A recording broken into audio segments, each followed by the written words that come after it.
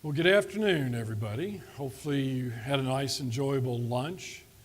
And hopefully there aren't any dental phobics in this group because, my gosh, you had to listen to a dentist before lunch and now another dentist after lunch.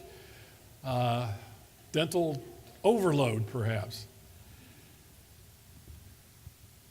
So I'm going to be talking about overview of biological dentistry. There'll certainly be a little overlap with what Dr. Curatola covered, and apologize for that. We didn't know about these last-minute changes.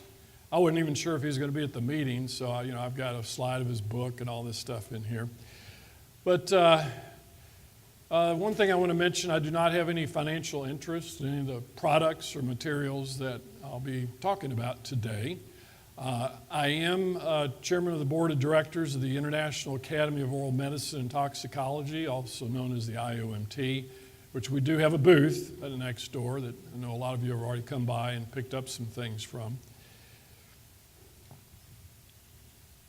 So that last slide of the iceberg, the whole point of that is this is an overview. I'll get into some details, but I'll be really approaching the broad spectrum of biological dentistry and how that fits in to our whole puzzle about health and optimizing health. So what is biological dentistry? This is a definition that evolved through the IAOMT and some of our leaders over the years. We looked at it, it's first of all not a recognized specialty in dentistry. It is a thought process, an attitude that can apply to all facets of dental practice and to healthcare in general. We are always seeking the safest, least toxic way to accomplish these goals of modern dentistry and contemporary healthcare. We're not all alike. There's a wide spectrum. First of all, we're all trained and licensed as traditional mainstream practitioners to pretty much follow the accepted standards of care, which can vary from one community to another, but generally in the United States, it's pretty much the same from one community to another. Some state boards of dentistry are rather proactive in the area of controlling the practice of dentistry. Through their ability to penalize dentists, they influence how far some biological dentists are willing to bend these standards of care.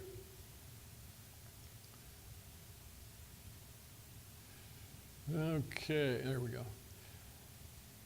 So depending on where we are in our personal journey, we all have to start somewhere. And so some biological dentists are in their infancy of figuring it all out. Others are a bit further along. And some of them have become members of various organizations. And the largest such group is this academy that I mentioned earlier, the IAOMT. So let me talk briefly about it. It was founded in 1984. And we declare that we are a trusted academy of allied professionals providing scientific resources to promote new levels of integrity and safety in healthcare. As an organization, we have these various certification levels. Tomorrow I'll be spending my whole presentation talking about the SMART program that Jerry referred to, the Safe Mercury Amalgam Removal Technique. So that's our kind of our intro level of certification within the academy. Then we have a full accredited fellow and master. So we divide up our accreditation process, which for most dentists takes a few years to complete, divide up into 10 units. So these first 3 units are what are the basis of the SMART certification, where we're focusing on the mercury issue.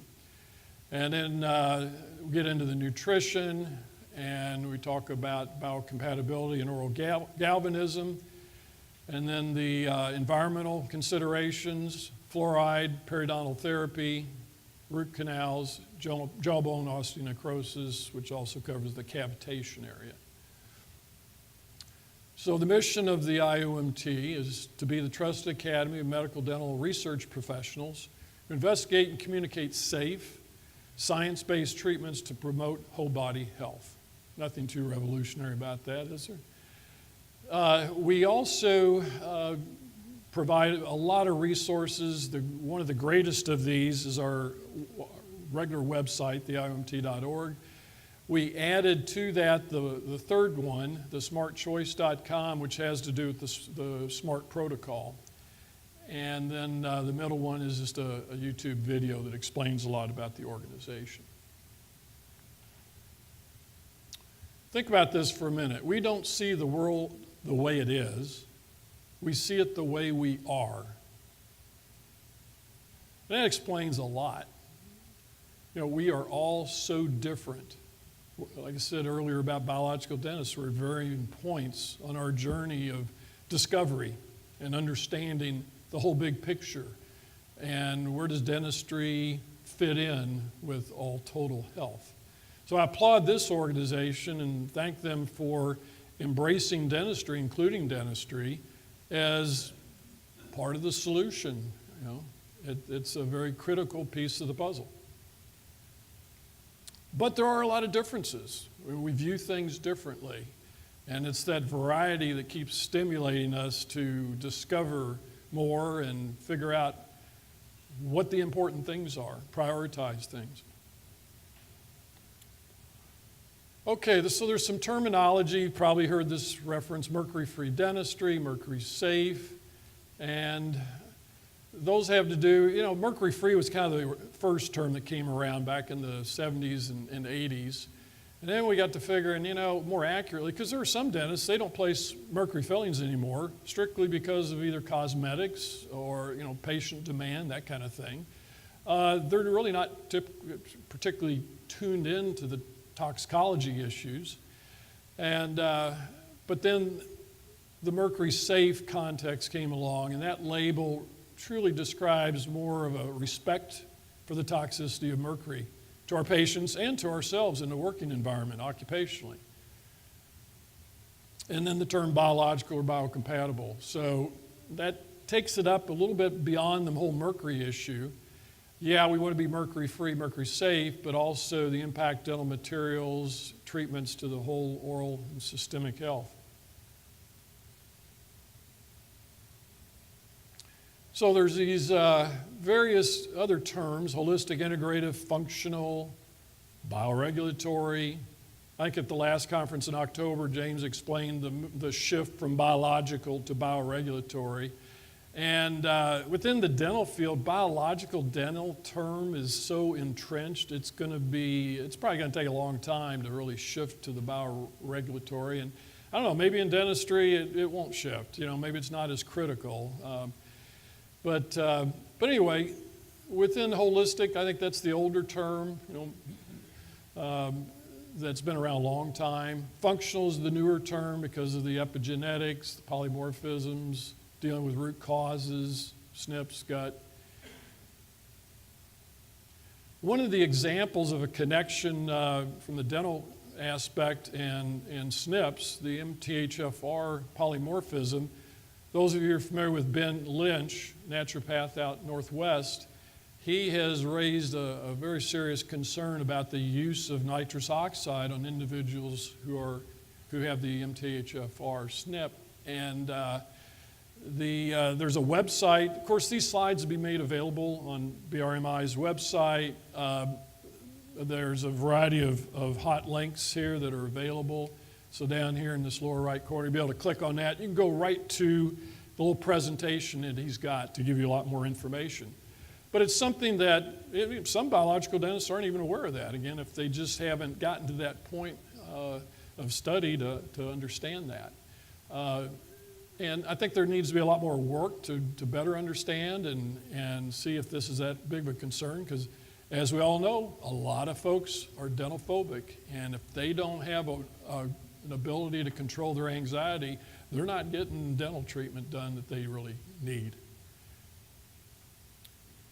So, as I talked about this spectrum of acceptance, you know, the basics are this biocompatibility focus. No mercury, no fluoride, BPA, or metals. For me personally, my journey started back in 1983 when I heard of Dr. Hal Huggins talk about the mercury issue. And then I was a charter member when IAOMT began, and our focus initially was just on the mercury. And then we gradually started looking at the fluoride issue and got real concerned. And in our dental training and dental schools, we were so indoctrinated with the importance of fluoride in various forms, whether it be topically placed in the office or added to the water supply, that the average dentist, for that individual to make a turnaround to think that that's not a good idea, that's like a major upheaval of their training. So that's a real challenge for a lot of folks. The bioregulatory perspective and understanding of the epigenetics, the bioregulatory terrain, and a goal to optimize host resistance. You know, now we're digging a little deeper into things and the whole approach. You know, earlier there was the discussion about the diamine or the silver diamine fluoride, and typically dentist attitudes are very focused on the tooth. And that's all well and good, and there needs to be focus on that, but there can be the flip side of the coin because that tooth is in our bodies, and what kind of a systemic dosing occurs from the application of this silver diamine fluoride or any topical.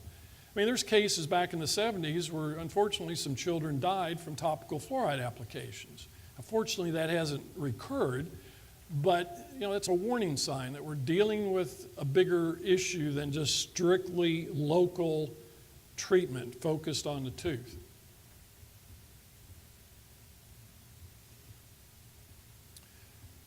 Jerry spent a lot of time on that oral microbiome. I don't have to dwell on that.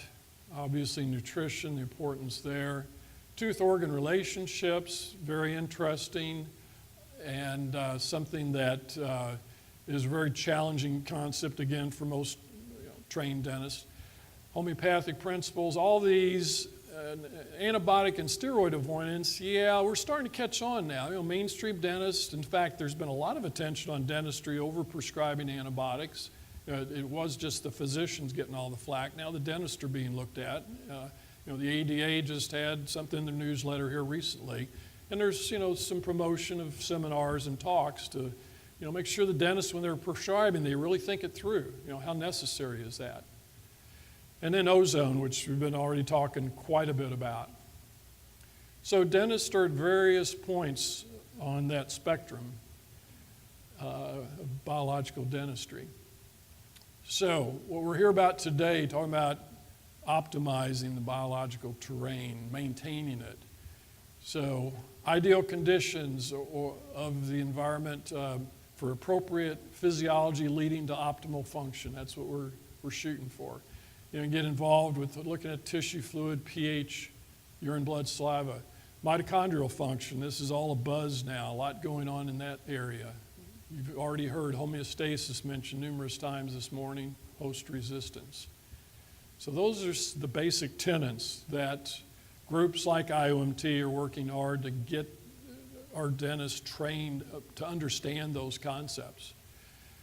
Can't get much more basic than nutrition, so this is just one guideline which is available on this website right here. And basically it's the foods kind of given in various categories, leaning more towards the alkalinity of our fluids and reducing or improving our host resistance, if you will. Mitochondrial dysfunction I mentioned, and you know, playing the name game of all these different diagnoses. And what's the common theme is what's going on here. There's actually a fairly new test that's been developed. If you haven't heard, Swab, that's the website for this company. Or next slide will show it. But anyway, this is a slide from a Dr. John Kaiser out in California. He's actually just recently published their second clinical trial relative to a formulation that he developed, if you've heard of the K-Pax formula. And it's basically a bunch of nutrients to help support the mitochondrial function. He puts a little twist in there with a stimulant. The one formulation uses caffeine and the other uses Ritalin for more severe cases. But his studies have been looking at patients diagnosed with chronic fatigue syndrome /EME and showing improvement with patients' energy levels and scores. This is one of his slides also that shows as we age, typically there's just a normal degradation of mitochondrial function, because all these things that we experience in life, oxidative stress, aging process and all, but it can get to a critical point where you're just going to be at greater risk for a host of various disease conditions and problems. And so the question is, can there be an intervention somewhere along the line when you're getting close to crossing that threshold of getting into trouble? And so that's what this test right here, MIAOMT. So it's a buccal swab test. You send it off to the lab and they do their analysis. And if you go to the website, you get all the details of how it works. But basically, it's just looking at the electron transport chain. There's 4 complexes. And as it progresses along, which stage might be more inhibited to another. They're able to tease out if it's complex 2, that has more of an impact on oncology and cancer risk. Again, just another type of guidance that one can get if you want to confirm. Of course, we pretty much assume that anybody with mitochondrial dysfunction, their test is going to come back with a problem. It's a new test. It probably needs more development, more association between guiding practitioners on how this might be beneficial in their practice. This was a slide from Dr. Tom that gave last October at our conference here, and the whole biological train set up. And so what I did was take the slide and I inserted these red arrows in particular areas that dentistry typically can have somewhat of an impact, a significant impact. We could argue about a lot of these things. There can be some connection, but these are some of the bigger ones. Some of that's probably pretty hard to read. I can't even read it from back here, some of those. It's kind of washed out. But if you're reviewing this later, and some of this will make sense as I go along and just talk about the connections, but certainly there's just a lot of connections that dentistry has. And some of that's already been alluded to by our morning speakers. I'm going to skip that. Okay, everybody saw this. Like I said, I didn't know Jerry'd be here, but everybody knows about his book. Okay, AGD impact, there's what's called the Academy of General Dentistry. I've been a member, I'm past president of the Kentucky chapter. I like to maintain my membership in some of these traditional organizations. I like to try to change from within and just, get an idea of what's going on out there in the big world, not be too isolated. And this was just a recent, I think it was the February issue, the practice of oral systemic health. It's like, wow, this is, mainstream traditional magazine that general dentists get if they belong to the organization. And it's like, wow, let's check that out. Well, people get all excited, they read it, and a lot of times it's about perio and all. Now, as soon as we start showing things like this and the relationship of dentistry to these organs, that's when you start losing a lot of traditionally trained dentists. It's like, I don't know about that. And then here is the chart. This is now on the this group's website. You can access this. And what I did, I went, once you get to the BRMI website, then you click on another button, and this is what you'll get. And you can put in down here the particular organ and click around and look for relationships between teeth. So, it's something that gives some of us great guidance, and yet it's something that this is a hard sell for traditional dentists to understand. And here's a little more detail that it shows the relationships and all. Some great information. It's really easy. You can have it right there on your website to show it to a patient, help explain things to them. This is my only mercury slide today, but hopefully you'll be here tomorrow. And that's where I really get into the details of the whole mercury issue, as well as the safe removal protocol. Some of you have been picking this up. It's over in the booth, and we've got a big poster in there. I put this together as part of a project working on a book chapter in an epigenetics book, and relative to the impact of mercury on our health. And it just kind of summarized a lot of the critical important points relative to different organs and body functions that mercury messes with. Well, like I said, we'll get into that a lot more tomorrow. But I had to have one mercury slide today.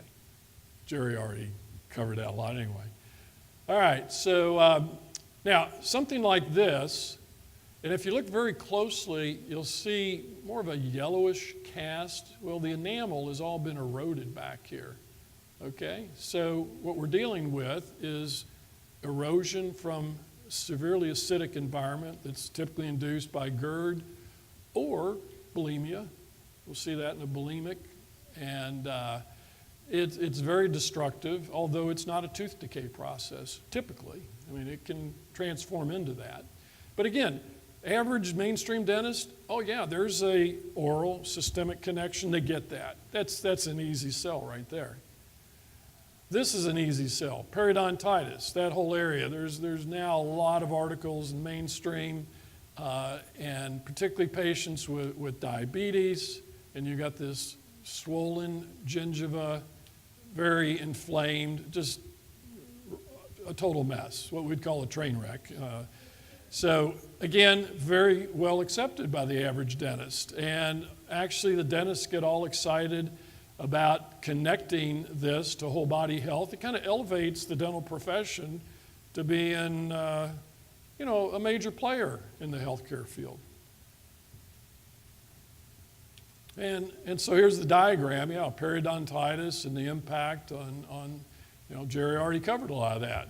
And, that's getting to be a lot more accepted. You go to most dentists and they'll say, yeah, you need to come regularly so we can keep the mess cleaned up, keep chronic inflammation under control. Now here's an interesting angle, and Jerry's already alluded to this, the oral microbiome and nitric oxide. So there's been some studies done relative to this whole issue of reducing the nitrates to nitrites and nitric oxide and the impact that can have on hypertension. And it's specific to various types of bacteria. So if you're going in and nuking all these things, well, guess what? All of a sudden, you've changed a dynamic and a homeostasis that now can lead to problems. I don't know how many of you have heard of Chlorhexidine. It is a prescription strength mouthwash. Maybe for some very limited therapeutic windows, somebody would want to use that. But again, let's be careful about overuse. Again, this particular study is there's a direct link to it right there. And there's a few other comments here about this. This antiseptic mouthwash that was actually done in the study showing the problem was this chlorhexidine. So we want to be recolonizing, and so get on Revitin. I have no financial interest.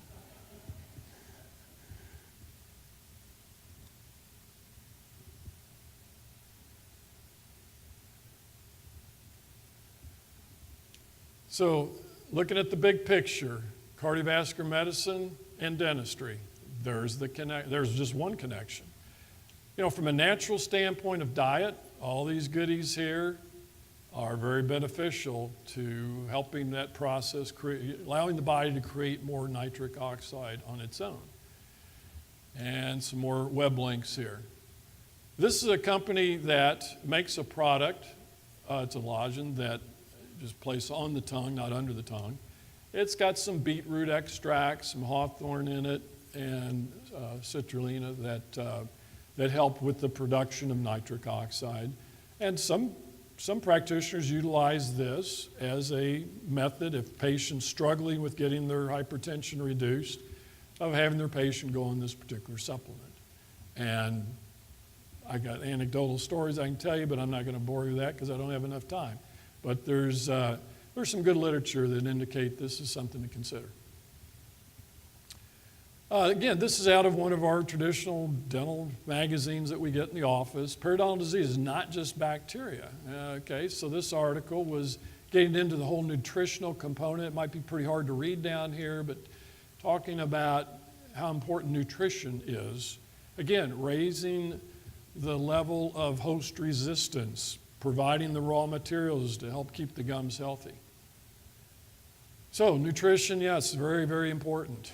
Healthy diet, but sometimes we got to supplement for whatever reasons. It's all about individualizing things for patients, and so many patients struggle with this, and they're on their journey too. You know, some of them are just starting out, and some of them are going to rely more on supplements.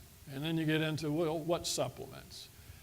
I've put these in order over the years. I've kind of varied. I noticed I put probiotics way up here. That's where I'm at today. Oh, we could argue and discuss, you know, all these things are important. K2, I've jumped that up my list. That used to be further down, and it keeps going up. I don't know, maybe it should be number one. But all these things are very beneficial, and yeah, the more we can get of those things from food, obviously the better. But sometimes we just need extra help, particularly going through therapeutic periods where somebody's really in trouble and they're very deficient, and their systems are just so totally out of balance.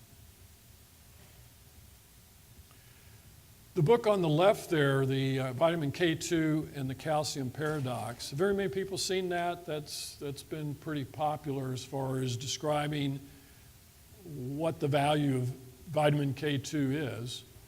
This one is a more obscure publication, probably more so for dentists, that has to do with Ralph Steinman, who was at, I think it's Loma Linda University. Remember hearing about him, Dr. Tom? Yeah.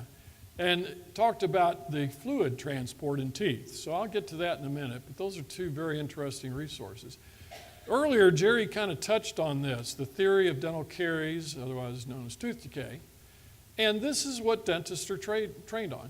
You got to have a susceptible tooth surface. You got to have the particular bacteria, and then you've got to have fermentable carbohydrates. And when those three overlap, then you've got the risk for caries. And, you know, it looks pretty straightforward, pretty easy to explain to patients, you know, eat less sugar. Just stop. Well, a lot of people are pretty addicted to sugar. It's a hard one to do, but, you know, we still got to preach that. And, of course, that's so important for general health anyway, not just your tooth health. But over here on the right side, this systemic oxidative stress theory that really aligns with Dr. Weston Price that Jerry mentioned earlier, talks about some very interesting things most dentists haven't really learned about or gotten trained on, and has to do with this fluid flow in the teeth. So let's look at the anatomy. Here's the enamel. This is the crown of the tooth that is above the gum. Then you got the root going down here.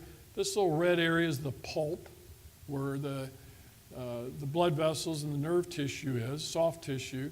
And then this yellowish area, what we call the dentin, is a lot more porous than enamel. Enamel is very highly mineralized, dentin not so much so. And within the dentin are these tiny little tubules. And so here's the pulp, here's these tubules, and then the enamel would be out here. And so there's this whole concept of fluid flow from the inside of the tooth going out in the ideal situation, almost as though the tooth were sweating. But you can't really visualize that.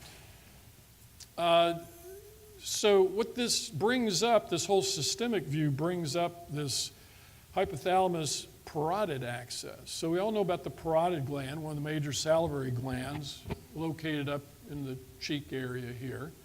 So it has both exocrine and endocrine functions. And what can happen is these reactive oxygen species, yeah, they're waste products and all, but they also provide signaling. And that signaling can trigger then the parotid hormone controlled by the hypothalamus.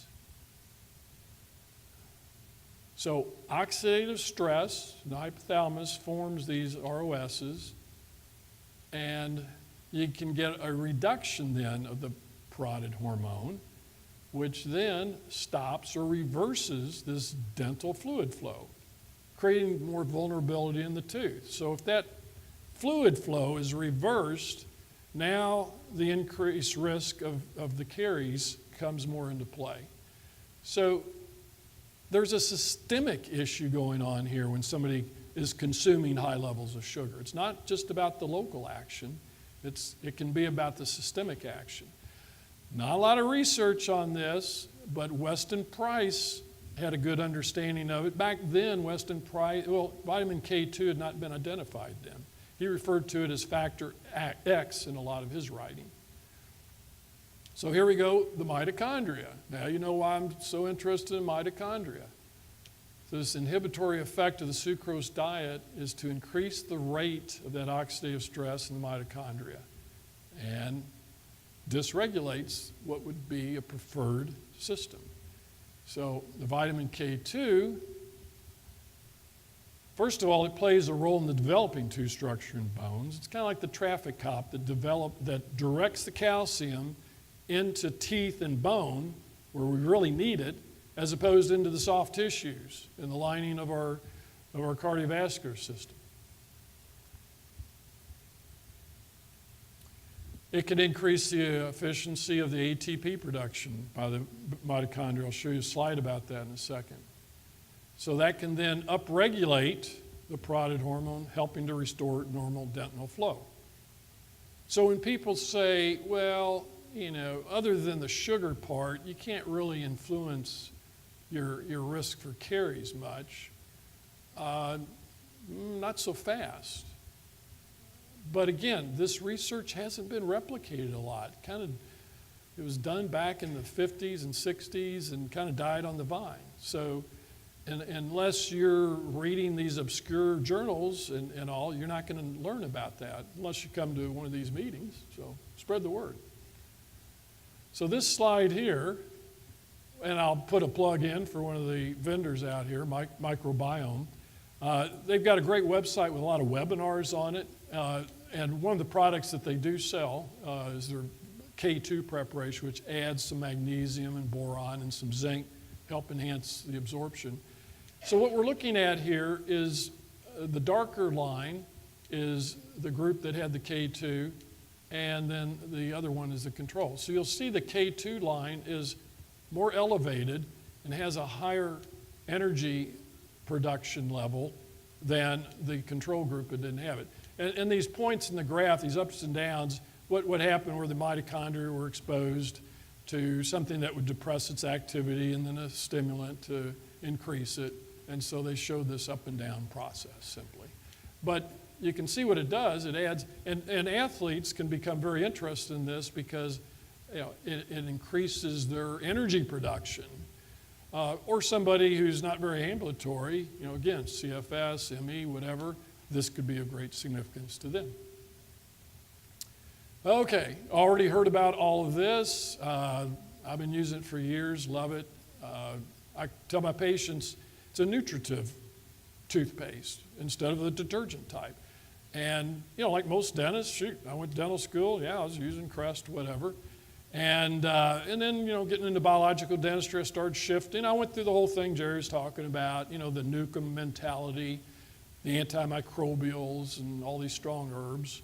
And then the xylitol, And then, I don't know, what was it, 4 or 5 years ago, Jerry Curatola comes along and kind of turns my world upside down. I'm thinking, oh man, I'm doing such a great job of nuking all these bugs. So anyway, I've been changing, and it's a slow process. I mean, a lot of us, we get in our comfort zones and we just don't like to change much. But anyway, I'm on the other side of it now. Thank you, Jerry. Okay, here's everybody's favorite subject. I mean, this is just a hot spot. What to do about these root canals. And Jerry gave you a good introduction to it. He already showed you this book here.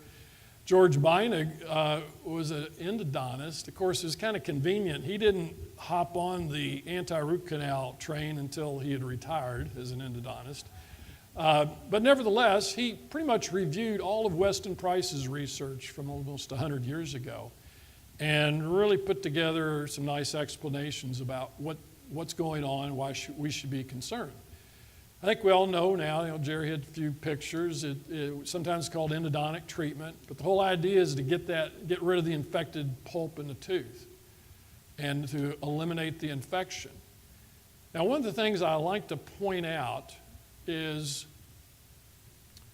well, that's a lot to read there, but basically that's just saying there's a lot of different ways to disinfect. You know, chemical, ultrasonic, laser, enlarging it, you know, physically just drilling all this crap out of there. And then you got to fill it with something. So this rubbery material called gutta percha that generally is pretty biocompatible. There's some kind of sealer used with that. Endodontists, the specialists that do root canals, a lot of times they heat it up to try to get to flow throughout the root canal system. And it's all about anatomy to understand. You know, you look at this, and we're looking at a two-dimensional image here, just like the two-dimensional x-rays. So there's a drawing two-dimensional. The thing is, we can't tell from this how deep that goes into the photograph there.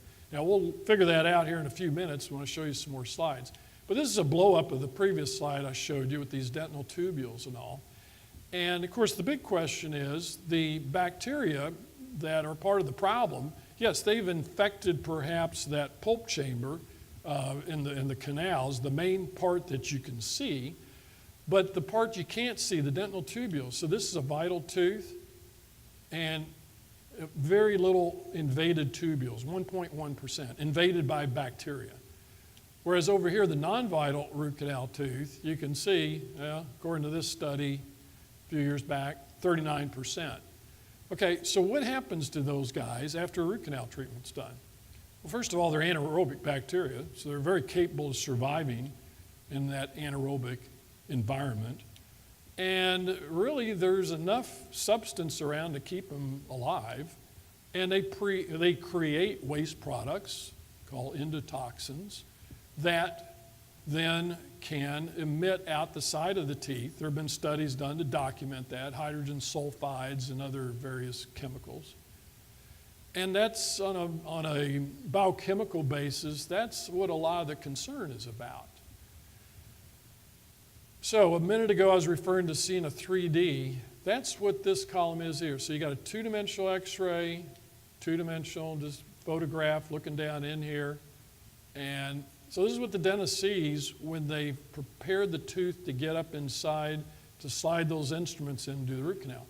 What this is a cross-section using the CBCT, the three-dimensional CAT scan. And now we're looking, and the x-ray here that's looking in from the side, if you go in this direction, that's what we're seeing, and it looks like one canal. But oh, wait a minute. There's two canals, and is that a third one right in the middle there? So who could find that? Now, what some endodontists do, they use microscopes. That's generally a new trend amongst the endodontists. Helps them at least physically see things better. Actually, this became popular before the CBCT came out.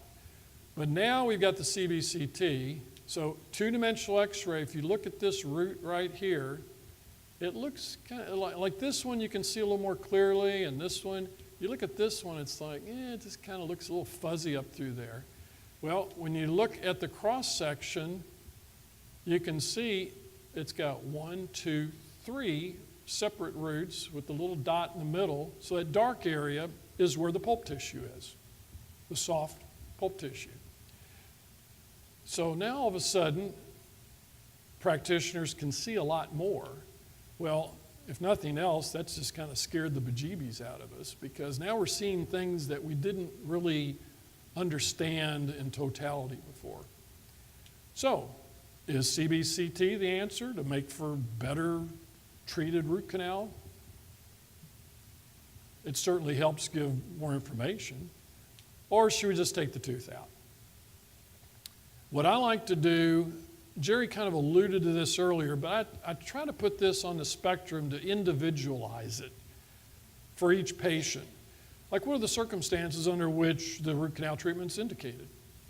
Jerry pointed out the example. Patient comes in with an abscess. What do we mean by abscess? Well, usually somebody that's either visibly swollen, or when you look at even a two-dimensional x-ray, you can still see the dark shadow up there. Or perhaps the dentist has gotten up inside of the tooth deep enough and we can see pus or totally necrotic pulp tissue. And under those circumstances, that's a more extreme situation. The patient goes in, no toothache, no symptoms, has a cavity, dentist starts cleaning out the decay, and there's a little bit of an exposure into the pulp. But we can tell that this is something, sometimes we tried doing a pulp cap, ozonate it, hit it with some a product, some kind of calcium to help remineralize. There's a number of them on the market, and then go ahead and restore the teeth. Basically, in my experience, 50-50 chance is usually what I tell the patient. Sometimes it works, sometimes it doesn't. It might be delaying the inevitable. It could be that that tooth has begun a necrotic process that's going to take 10, 15 decades before it shows up, if ever it does. So, biological endodontic treatment, is that an oxymoron or what? A lot of us would argue, yeah, just take the tooth out. And a lot of times I'll tell patients, if you're a black and white type of person where, it's either zeros and ones, and it's all, you like things straightforward, take the tooth out. If you like to get into the weeds and the details and you're open to possibilities and all this kind of stuff, then maybe you want to try some things such as using ozone. Maybe that'll help disinfect that tooth. Because remember the slide I showed you with all the bacterial invasion into the tubules? One of the nice things, any endodontist is going to try to disinfect the main root canal area. They typically use sodium hypochlorite, bleach solution. Does a pretty decent job, allegedly, but maybe ozone does a better job because it can actually permeate, as already been alluded to. It tends to spread through tissues much more readily. It's a very reactive chemical. Or what about doing a pulpotomy? So in that case where it's just a slight little exposure, if we just cleaned out, not going all the way down fully into the root, but just cleaned it out, try to get to a part where the pulp is healthier and use some kind of regenerative materials, stem cells maybe. These things are emerging and coming on the horizon, and we'll provide some opportunities for people to do more studies and see if that's going to be beneficial to this whole controversial issue or not. So here's the ozone setup, and we like to use the term medical grade ozone because most people, when you say ozone, it's like bad, that's air pollution days and all that. Well, not so fast. If you use medical grade oxygen to start with an appropriate device that's going to transform that into the ozone, you can create it, put it into a syringe for its appropriate application. You can even ozonate the water and use that to irrigate with, in addition to insufflating with the ozone gas. So, yeah, a lot of dentists, biological dentists, are hoping that this will provide at least some kind of an intermediary for patients that want to salvage a particular tooth. The other issue is, which tooth is it? If it's the last molar, some people would argue, yeah, less important, take it out. Of course, that can lead to a whole host of other occlusion problems and imbalances of the bite. But certainly a consideration as opposed to your very front tooth, or a tooth that's holding a very expensive bridge that you just had done a couple of years ago for whatever thousands of dollars, and now you're having problems. You're told, oh, you need to have a root canal, or you need to have it taken out. What do you do? A lot of tough choices there. The stakes are so much higher with this issue as compared to arguing about mercury filling versus composites. We still got the tooth, but in this case, we're talking about losing a tooth. So this whole area of cavitations, it's got a lot of different names for it. I just want to throw these out there depending on what you're reading or who you're listening to. NICO is one of the more common ones. But then over in Europe, one of the researchers over there is using this fatty degenerative osteonecrosis in the jawbone deal. Some people just refer to it as JON, J-O-N, jawbone osteonecrosis. But they typically tend to have a very common theme about them.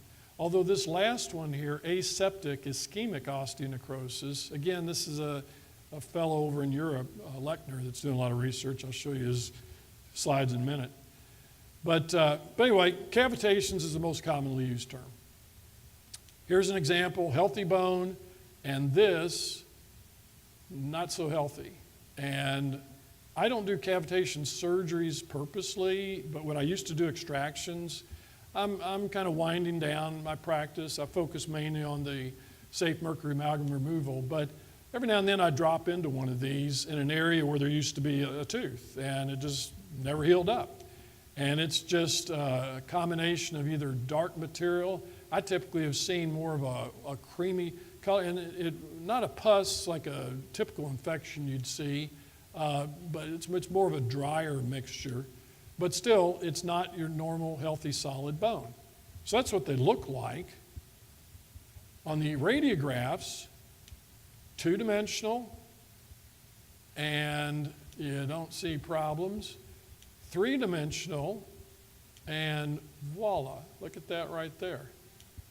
Now keep in mind, there's some things that look very different here than here, and that's because this is a slice. This is a composite view, just two-dimensionally, going through that direction that the x-rays travel. This is a slice.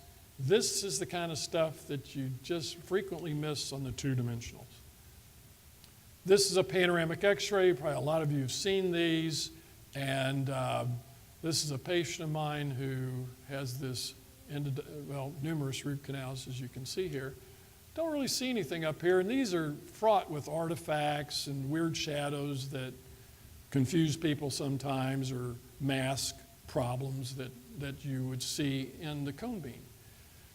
So the cone beam, great for examining teeth, the root canals, all these issues. It's the gold standard, really, for detecting the cavitation, cyst grain, any kind of pathology. Great for implant planning because, when you're having an implant, particularly in the lower jaw, there's a neurovascular bundle that you definitely want to stay away from.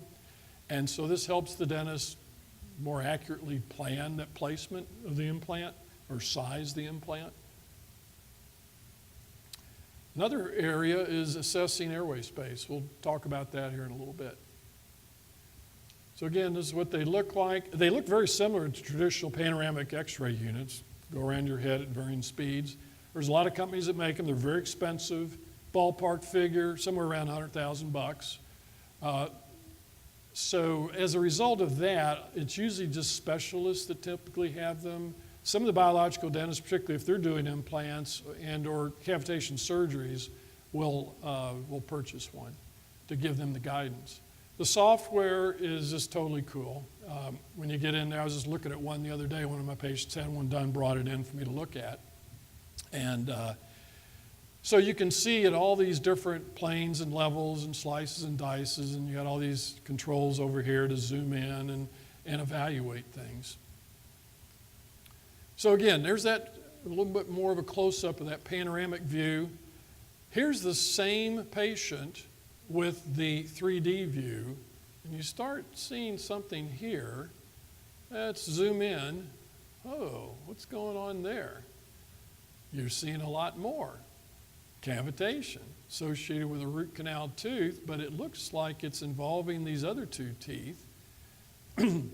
Well, what's this? So the sagittal views, so slicing through the tooth, here's the root canal tooth. Let's start with that one. You can see the dark shadow. It extends over to the tooth on the left side of it as well as the one to the right side of it. So just putting these together, this is this tooth. This is the root canal tooth right here. And then this tooth right here shows there. Quite a large cavitation. Okay. So treatments, what do you do with these things? The IAOMT is looking at helping provide our members with some protocol guidance. So we're looking into this. We've got a group of dentists that perform these surgeries, and it might take a year or so. There's a lot of conversations going on.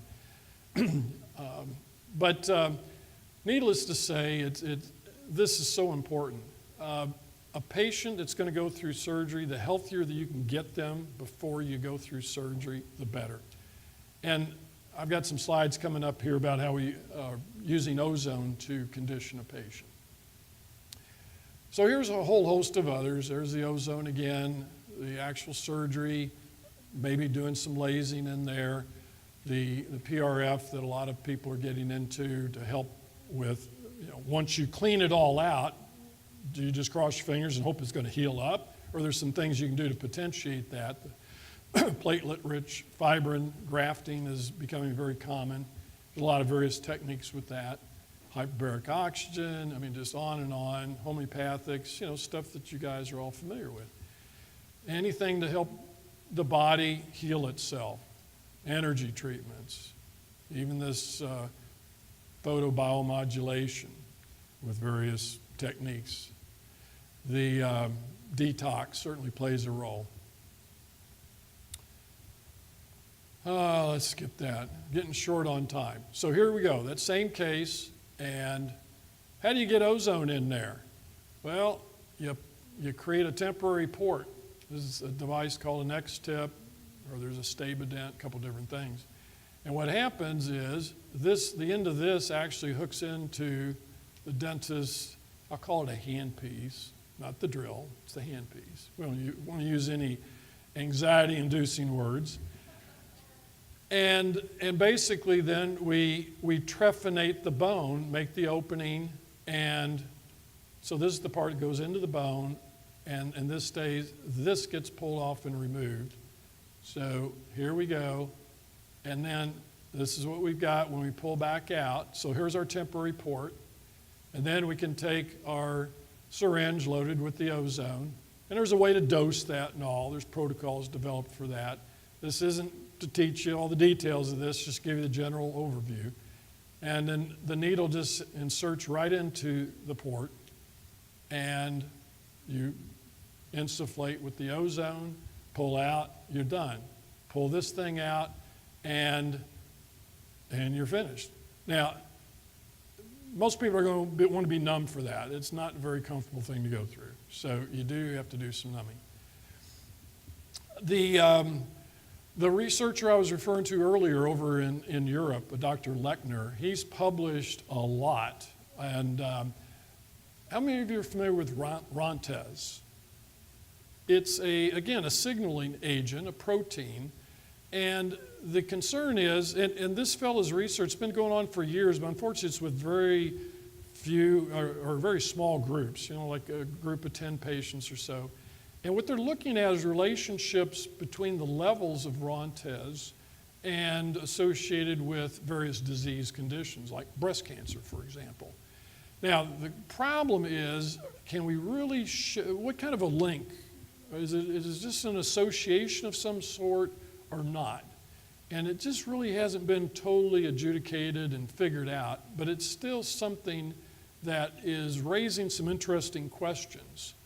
And because we're short on time here, can't get into all these details, but just suffice it to say it is a chemical involved with chronic inflammation, type of cytokine, and stay tuned. But you might start hearing a little bit more about that. In fact, when I was on one of the websites, Dr. Rao and Biological Dentistry, they mentioned about using the CBCT, but then also about doing the Rontes testing, which is not available in the United States that I'm aware of. Okay, so you've lost a tooth, you got a space, you need something to chew on. And so implants have been around now for some time. They've become very predictably successful for many people. But again, what about that 10% or 15 or whatever who can't tolerate titanium? And so we've been gradually moving up to now we've got the ceramics or the zirconium implants, and they're improving, and yet there's still questions about them. In fact, yesterday in the reception there was some conversation some of us were having, Kim Chi, if you're around in here, and Jerry, and they've been talking to a company out of France that's merging zirconium and titanium together. which, okay, well, what does that do? Don't you still have the titanium issue? Maybe, don't know. According to her testing, though, it looked really clean. So, something to be hopeful for. But, you know, implants are very invasive. I tell my patient, a lot of times a bridge can't be done because there aren't enough teeth in the area. It's maybe the very back, and your only choices are either removable, which are very unsatisfactory for a lot of folks, or an implant. So very frustrating area, but it's something that, like I said, we've been trying to get away from the metals, and so here's one of the big concerns here, where there is a certain percentage of people, and there's some testing you can do to help track that down if a person is sensitive or not. I talk a little bit more. I've got some more slides about that tomorrow. I have a little more time. When I hit fluoride, we've already covered fluoride. This guy, Paul Connett, if you've ever heard of FAN, Fluoride Action Network, it's a consumer group, and they just had some press releases went out today. If you go to fluoridealert.org, you can, you know, get on their Facebook page, like them, and keep up with what's going on. And they are working very closely with IAOMT recently on the fluoride issue. In fact, today, IAOMT just had a press release on purpose to piggyback on FAN's press release from a couple days ago. You know, we talk so much about the fluoride, I'm not going to bother you with all these details. We know it's been around for a while. There's been, yes, much research about it. How well was that research controlled? The other interesting thing I'll bring up is that when fluoride really started coming along in the 40s and 50s, what else was happening in our society? The introduction of antibiotics. Was that ever, was the use of fluoride and supposedly how well it helps reduce tooth decay, was that ever controlled? Was the antibiotic use ever controlled against that? I don't think so, not that I've been able to find.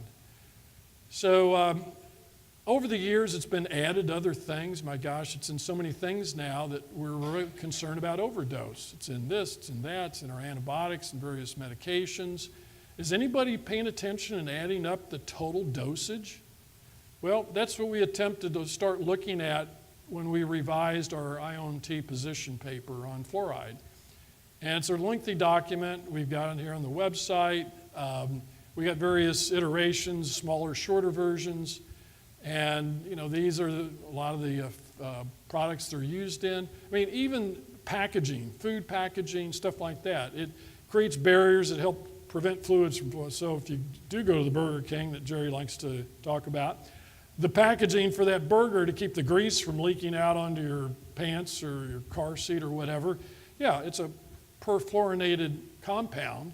This is another way that we get fluoride in our bodies. And so mouthwashes sometimes have, even dental floss, they put it in dental floss. It's almost like, you know, and if you're a dentist, it's like really hard to stay away from if you're trying to. These are all the various conditions, and this right here, the lower IQ.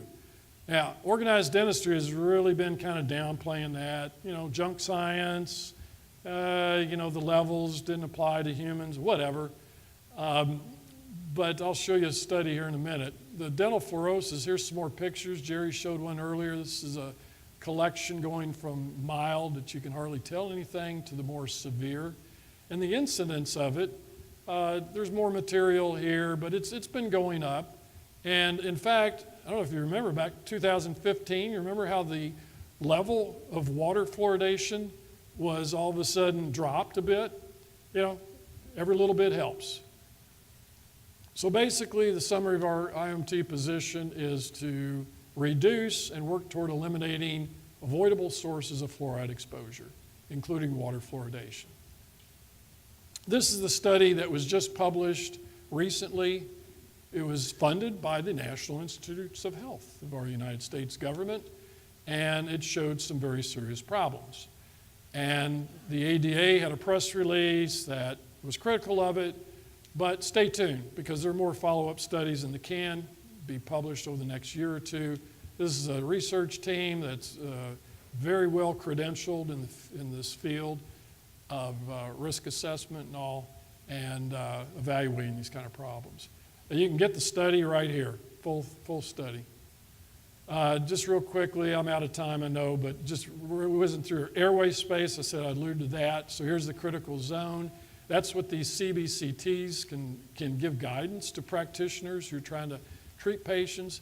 The takeaway message here is that a lot of times the position of the mandible and the tongue are such that it's tending to close off the airway space during sleep. And because of that, less oxygenation. If you're not getting enough oxygen, that leads to problems. So that's the takeaway message. Our diets contribute to these narrower arches that we've seen in our societies versus what Weston Price found when he traveled the world and found wider jaw structures that allowed for more airway space. So obstructive sleep apnea, these are some signs. You can screen for this. It's just a matter of realizing that it's maybe a little more common than you think, and there's various solutions to it, various appliances and orthotics with the trying to reposition the lower jaw. You can use CPAP and all these other devices. Here's even an implantable device that stimulates the lingual nerve to cause it to stimulate the lower jaw and tongue to move forward. And just real quickly, I think this is the last topic, protecting against radiation dosage. And there's a good website here. Basically, the bottom line is, at least we've got digital x-rays today, which are a lot safer. And they've dropped the dosage down dramatically, although CBCTs do increase the amount of radiation. So you got to be careful about that. So what can a patient do to maybe help protect themselves? Delta-tocotrienol. And there's some good science. In fact, the United States government owns a patent on how delta-tocotrienol can protect against radiation. Yeah, you can get it from some plants, but you usually just have to get the supplement. Again, some websites that get into the whole issue of how it works. And you can't take it with the regular alpha tocopherol because the alpha tocopherols prohibit greatly reduce the absorption of the delta tocotrienol. So here's a study that showed how that works. And a company, I know there's a number of companies around that sell it. One of them is Allergy Research Group, if you're familiar with them. They have a good product. I tried to get this other company to exhibit here, but they had a conflict. And they've been exhibiting at IAOMT meetings for years. And I got their website information, so you could hunt it down if you're really interested. And so that's it. Tomorrow I'll talk about the SMART program.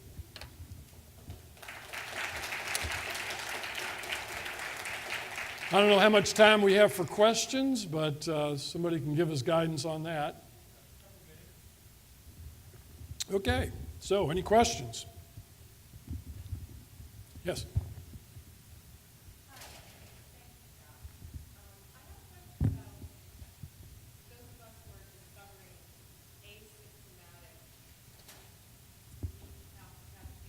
Mm-hmm.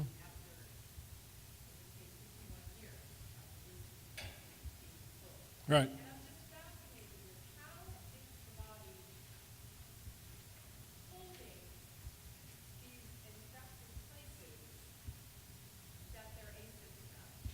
Depends on the biological terrain, perhaps. Yeah. And what's going on chemically and either how toxic they've become and what kind of mixture of toxins, what's happening with that person's lymph drainage.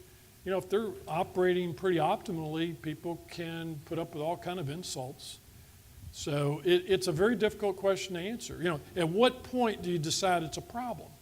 Should you wait until it becomes symptomatic or not? All I can tell you is that if we start treating a lot of asymptomatic areas that we start seeing on these cone beams, there just simply aren't going to be enough biological dentists around to handle that. Because right now, I'd call that a subspecialty within biological dentistry. The surgery can get into places where there's high risk for damage to nerves. Nobody wants that. And yeah, so no easy answers. A lot of questions. We need to learn more about the significance of like the Rantes and what does that tell us? And risk for other conditions that a person could still have even though they're asymptomatic here. Well, what about what's going on elsewhere? Yes, very back.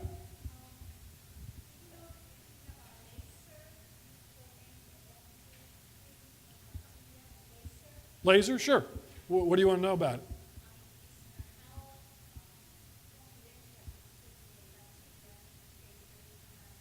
it? The studies that I saw in researching for this presentation didn't show much difference between that and ultrasonic instrumentation of the canal. Why? It's like how far down are you going to get? I've heard some people say, well, light doesn't bend, so what about all those lateral canals? The energy produced with ultrasonics and sodium hypochlorite, or better, the ozone. There are some local endodontists that are opening up to accepting these concepts. Sometimes what will happen, patient really wants the root canal, I'll send them to the endodontist, they'll start the process, clean it all out, put a temp in, get them back to me. Ideally, we like to do it the same day. I'll ozonate, close it up, send it back, and then they'll finish with the fill. There's one endodontist that said, that's too much trouble, I'm just going to get an ozone machine. So anyway, time's up. I'll be talking tomorrow, so I'm around to ask questions later if you got any.